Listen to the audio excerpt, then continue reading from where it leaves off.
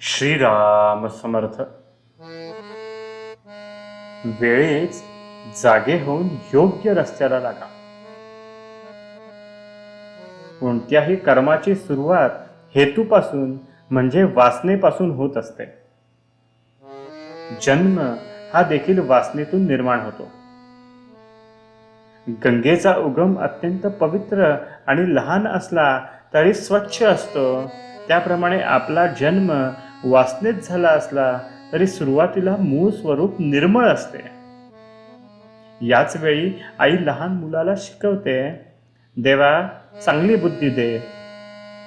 पुढे या निर्मळ मनावर निरनिराळ्या बऱ्या वाईट वासनांचे पगडे बसू लागतात.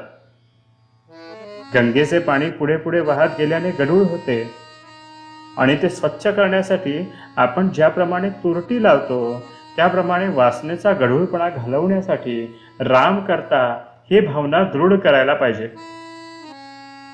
भगवंताच्या नामाची त्रुटी फिरल्याने वासनेचा साका खाली राहून शुद्ध अंतःकरण प्रकट होईल.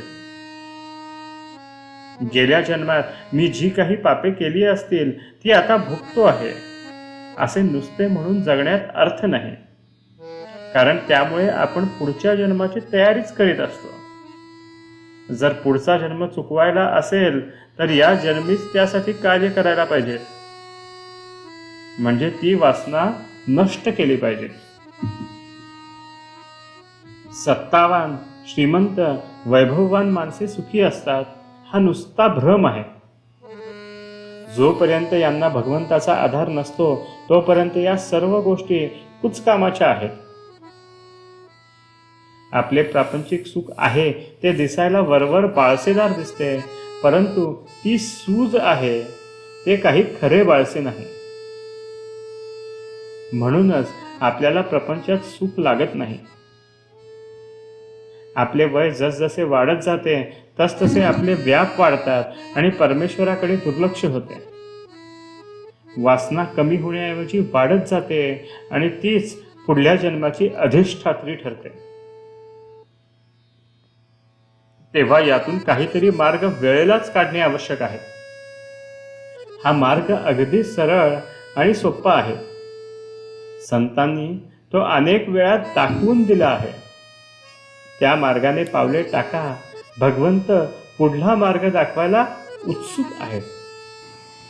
तुम्ही थोडी तरी गोडी दाखवा, निश्चय दाखवा, तळमळ दाखवा.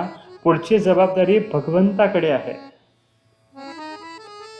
तुम्हाला हे सर्व पटले असे म्हणता, परंतु पटले असून करीत नाही. बरे, पटले नाही म्हणावे तर का पटले नाही तेही सांगत नाही. याला काय करावे?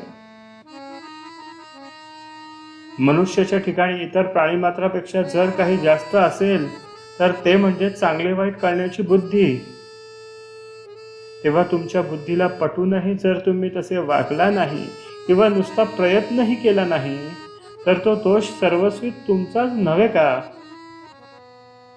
म्हणून मला पुन्हा सांगावेसे वाटते की वेळेलाच जागे होऊन योग्य रस्त्याला लागा. भगवंताच्या नामात राहून सर्व काय ते करा. हेच माझे शेवटचे सांगणे आहे. आजचे बोधवचन, नामावर बळकट श्रद्धा ठेवून परमार्थ करूया. नाम न सोडता इतर गोष्टी करू. जानकी जीवन स्मरण. जय जय राम.